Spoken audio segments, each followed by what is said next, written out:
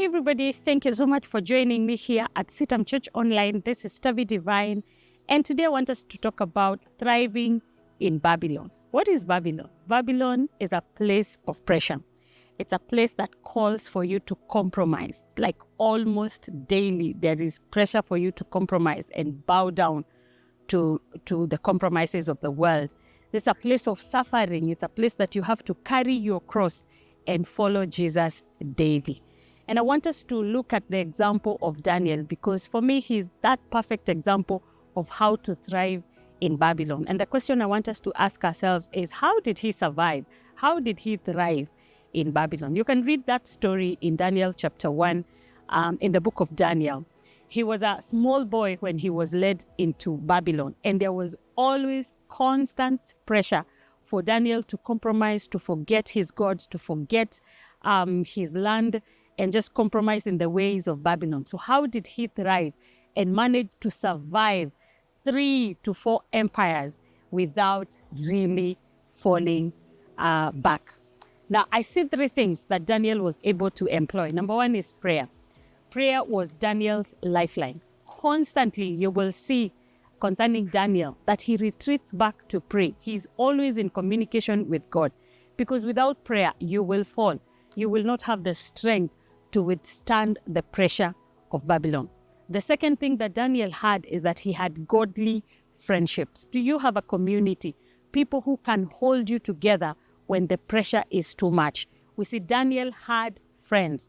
There was Meshach, there was Abednego, and there was the other guy, the 3 Hebrew boys.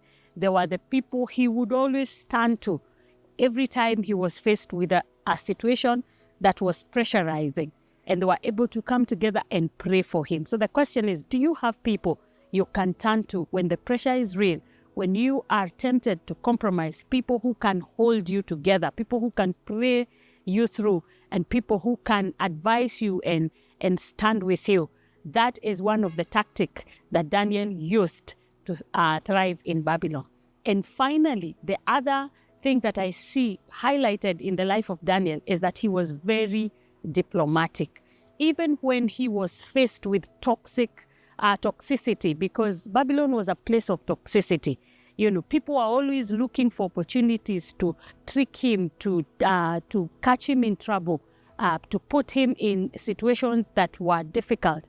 Daniel was a man of diplomacy. The way he handled his situation, the way he went about solving his problems was very diplomatic. And because he was filled with the wisdom of God, so he was able to tactically navigate through situations. So those 3 things will help you navigate through whatever Babylon that you're in. It could be your workplace, it could be at home, it could be in school, places where you're feeling the pressure, you're feeling the suffering, you're feeling like you have to constantly die to self in order to keep your faith.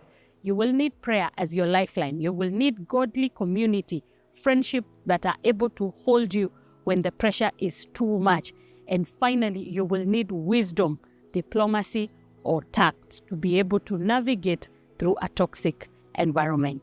May the Lord bless you and may the Lord help you. Whatever Babylon you're facing, you can thrive because God is with you. Amen.